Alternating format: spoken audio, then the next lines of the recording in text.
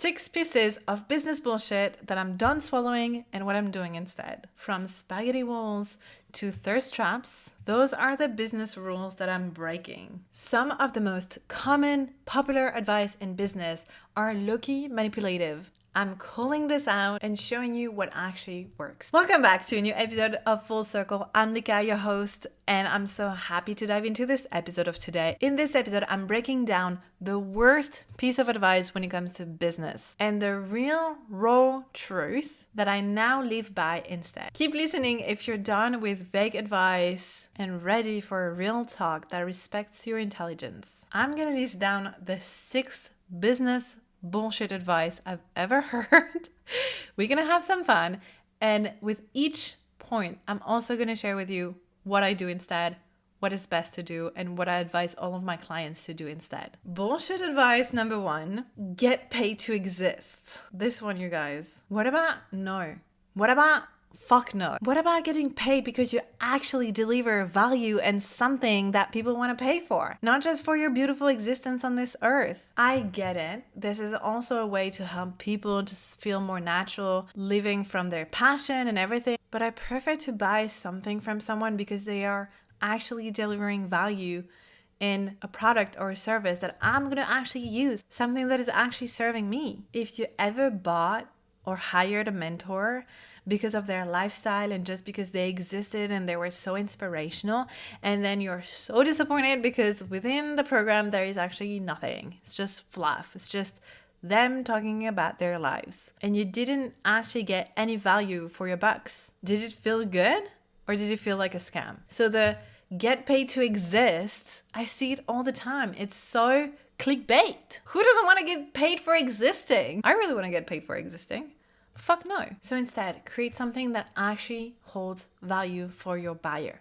Deliver a product or service that actually solve a real problem for a real person. Not just something you're passionate about, not just something that is very interesting to you, but something that actually helps someone else. It solves a problem. We hear that all the time, right? Like business are about solving problems. So solve a real problem, enhance someone's quality of life with your product and your service, and then yes, get paid for it. Focus on that kind of value of like really wanting to offer something good to someone instead of just existing. So creating value over just existing, because existing is based on this performance that everything is perfect in your life and you're just so freaking amazing that just by existing people will want to be in your how do they say, they want to be in your energy. You don't want people to pay you to be in your energy. This is not the coaching industry that I want to see thriving. I want to see the coaching industry of people actually providing something. I'm going to help you. I have some tools and practices. I'm going to help you with this. I'm going to support you with that. I don't want people to pay me to be in my energy. I can deliver on my skills, on my expertise. But if I have to deliver just for people to be in my energy, like, yes, of course, I'm in the coaching industry. People love to be in my energy and my field because I bring something so unique that is not replicable because I'm me, right? But they're not paying me for this, because if they do, then if my life is not perfect and I'm not performing the perfect, like, oh my God, this is so exciting, like, what happens? And life has a way to humble us real fast. So please build your coaching on something, even if it's intangible, build it on something that is valuable. Actually want to help people. Second bullshit advice is stop throwing spaghetti at the wall. Damn, I wish I had thrown a lot more spaghettis at the wall instead of trying so hard to come up with the best, most amazing, perfect strategy. I wish I had experienced it more, because this is also about this. In order to find out what works and what doesn't work for us, for our clients, how we can get better and improve our product or service, we need to experiment. In this sentence, that is a very good selling point and a really good marketing, like, I'm going to help you stop figuring it out by yourself. I'm going to give you the perfect strategy for you. I'm going to help you to not experiment anymore, and you will know exactly what to do. That sounds fucking amazing, right? We all want this, but there is so much beauty in experimentation, trying things out. And I'm not even just calling this out in this video. I'm genuinely almost regretting that I didn't experiment more in my business. I wish I had launched more things. I wish I was not trying to be perfect all the time. I wish I just had tried more. So instead, experiment, experiment, experiment. Play. Go until the end of your ideas. Experimenting doesn't mean you start one thing and then you stop and then you jump to the other one and then you jump to the other thing and then on to the next thing. Because, we know that can happen too, right? We get so passionate about something and then we get so passionate about something else and our projects never come to an end. We never reach the full potential. We never release the offer. We never go until the completion of what needs to be done. Try things and do not be afraid to analyze. This thing about throwing spaghettis at the wall is not just jumping from one strategy to another, and it's not just trying everything and see what works. It's analyzing what in the process actually worked, what didn't work, what worked for me, what felt horrible in my system. Analyze, analyze, analyze. You have to put your ego aside, especially if something didn't work out the way you wanted, and just see the data. Okay, now let's be curious. So it's all about play, curiosity, experimentation, and putting your ego aside. And stop being freaking perfect. This is extreme perfectionism. I am suffering from it. And that advice was the worst possible thing for me that was trying to get everything perfect. Because you never come up with the perfect strategy. You never have the perfect circumstances. The only way to learn is to do and take actions. So let's go and play. Third bullshit business advice is launch while you create the offer. Launch before you're ready. No. Fuck no. This is not a good advice. This is such a selfish advice. Who is it serving? Is it serving the client or is it serving me? It's super freaking selfish. Not in the good way. This is selfish in a bad way. I care more about my clients than my profit. So no, I'm not going to launch before the offer is ready. What's the point of rushing? Just to get my offer out as fast as possible so that I make the money faster? Or to prove myself that I'm capable of launching fast? This is selfish reasons. I don't want to rush something. I want to take the time that it needs to create a great product that I know is going to be transformational, even if it takes longer than I expected. Because my clients are my priority over my profit, over my selfish desires. And I'm not saying that I don't have selfish desires. I want to make money for me, to live a good life, to create even more. But I also do want my clients to have the best experience possible. And I see that all the time, how so many advice are about you and you, the business owner, because you want the freedom, because you want the money, because you want the impact, you want the visibility. It's all about us. And we don't pay enough attention to the human beings on the other side of what we are offering. Those people are not numbers. They're not just leverage for your bank account. They are real humans that deserves respect. And when you buy something and when you want to be part of an offer, I'm sure you would like the person to take time to build the thing intelligently. What is this energy of pressure? If you build it under pressure just to prove yourself that you can get it out, that you can have the money and make the money already, and that will give you momentum, bullshit. It's giving you pressure and a rush energy. It doesn't serve anything. Build the thing. Be strong about the thing. You're going to also feel so much more empowered and confident in what you're offering if you know you put your heart and soul into it and you did it good. There's no point. We're not in a rush. There's no fucking point. So instead, take your time. Create your offers without being a perfectionist, without having it to be so perfect before you launch it. Get that momentum. Don't get stuck in your perfectionism. I get it. I really get it. And I feel like behind this advice is good intention. It's also a way to push us to deliver the magic to the world, but also do it with your heart. And if your heart is truly in it, there won't be this energy of pressure. Do something that you're so proud of selling. Like, you have to be able to brag about your offers. And if you create it under pressure and this rush to get it out and to sign people before it's out and ready and finished, I don't know, this is icky to me. Put yourself in your client's shoes. What would you want? I'm sure you love when people, they took extra time and intention and attention to create something so, in the details and good for you, and they put their heart into it, and they really care about you. So do the same, offer the same. And what do you think they prefer? They prefer to sense and receive your tense, triggered, stressed, maybe even resentful energy? Do you think they prefer to receive that pressure energy? Or Do you think they would benefit more from your heart? Something you're proud of, something created with real care and real attention. I don't know. I know what I prefer, and I know what I want my client to experience.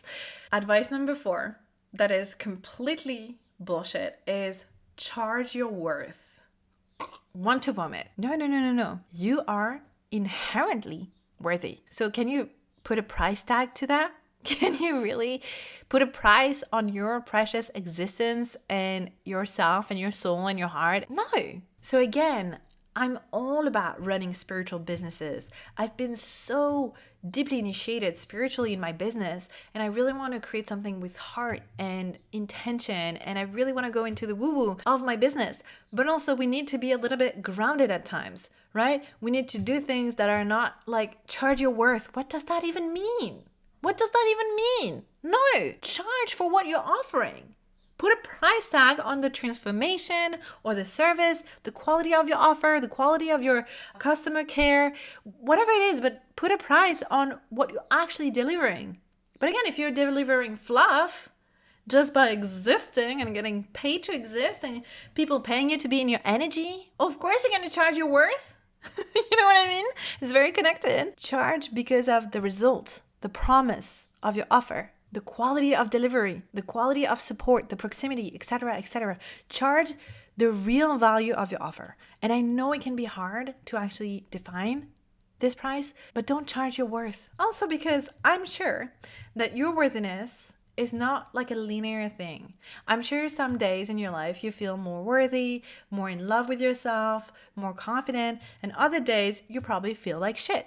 And so in those moments, are you going to change your price accordingly to the fluctuation of your worthiness, of that feeling of worthiness? Are your prices going to be up and down and up and down? At the end of the day, you're running a business that serves a purpose. And yes, you are in an industry of intangible things, probably, if you're listening to that. Or you're serving a very heart-led, spiritual product or service offers. But at the end of the day, you're still running a business. So you need to act like a business owner and charge a real price for the real thing that you're offering. So instead, the advice I would give a client, to be honest, I haven't figured that out myself. I'm still on the journey of knowing how to price my offers. I haven't entirely mastered this one. I'm still experimenting. What I know is that I really don't want to buy into charge my worth. I want to charge for the experience, the transformation, the quality of delivery, how easy it is to do, how simple I make your life. I want to make you pay for the shortcut, for all those years of expertise that I had developed for you to deliver something impactful. I want to charge because of the quality and the value that is actually contained in it. And you know what? I also want people to feel like I'm undercharging, even though I'm not.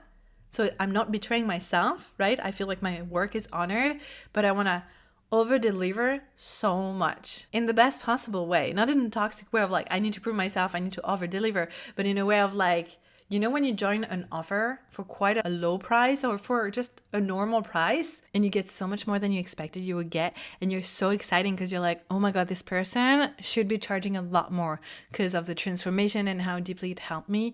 And you feel so content. You want to keep buying to this person and you're really rooting for this person. And on the opposite, I'm sure maybe you have this experience as well, where you bought a very expensive program or you hired a very expensive coach and you feel like they didn't really deliver on the offer because they were just charging their worth and experimenting with their rates, but it was not a reflection on the actual value. So I think the best way to do it is to charge with ethics. Ethics? I don't really know how you pronounce it in English, but you charge something that feels correct, that feels right, that feels neutral, that feels like you're not betraying yourself and you're not betraying your clients. Everyone finds it perfect. You know, I feel like there is a perfect point of charging where we really need to shut down the noise and charge something that is neither too high or too low. And it's such a valuable thing. And I'm still journeying on that journey.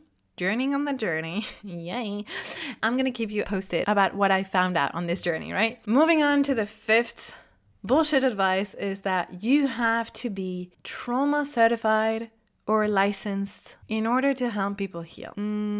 No. Your piece of paper that is proving that you're trauma informed, that you're licensed, is worth nothing if your heart isn't in it. It's just a piece of paper. Or certification is just a piece of paper. Sometimes it's not even a piece of paper. It's actually a digital paper. It's something online. But if you haven't actually learned in your own body and your system to hold someone else's heavy emotions, to hold someone else's trauma, to work with your trauma, it's not because you're licensed that it's going to change it, that you're going to be able to really actually support someone that have experienced trauma themselves. So the most important thing is to build your capacity for compassion, for your heart, for being fucking human, right? You don't need a fucking certification that proves that you know how to deal with trauma. I know traumas are a very sensitive topic, but nowadays people are bringing too much disclaimer and too much things to protect. We need to be able to talk about the hard things in life. This is something I'm so deeply passionate about, because if we talk about the things, we liberate ourselves, we can hold each other, we can act as a community of connected human beings that can hold each other's pain. I don't believe you need a piece of paper to do that. The friends and mentors that have helped me in my deepest traumas, they were not certified. They were just in it with their heart with me. I get full body chills because I get really passionate about this. It's about genuine care and genuine presence and also intelligence. Be intelligent enough to not trigger someone on purpose, for example, but that sounds so common sense to me, which doesn't mean it's not going to happen. Maybe you're going to trigger someone without intention. I'm more on the side of being trauma informed over trauma certified or licensed. The way I think about it is just knowing what kind of trauma people can have walked through. With that being said, really here it's about also the scope of expertise, because in the coaching space, so many people come here when what they truly need is therapy with a licensed professional that can hold space for their shit that is intense, and it's not the role and the place of your coach, especially if it's like, I don't know, a business coach. Of course, it's different with us, embodiment coach, for example, because, you know, we touch at something so intimate, the lines are often blurred, especially when we have a holistic approach between the body, the mind, the spirit, what we've overcame in our lives, like all of this comes up. So instead, be extremely aware and discerning and clear about the scope of expertise. Don't be afraid to assert your boundaries when you know it's outside of your zone. It's outside of what you have promised this client. And the other advice connected to this is truly develop your compassion, your emotional and relational skills as well. This is how you hold space. This is how you can sit with someone's pain. Honestly, the best space holders for trauma is people who know what they're talking about, right? Who have experienced this. I'm amazing at holding my friends through the traumas that I have experienced myself. This is one of the reasons I'm actually grateful for the painful things that happened to me. But I cannot hold space for someone who, I don't know, has been to war. I have no fucking clue what it's like. I actually, you know what? I can hold space depending on the situation, because I can be so present with someone's pain without pretending that I know what it's like. So it's really about that compassion, that presence, that just being human and living more in your heart. A piece of paper won't do it. Anyway, moving on to the last one.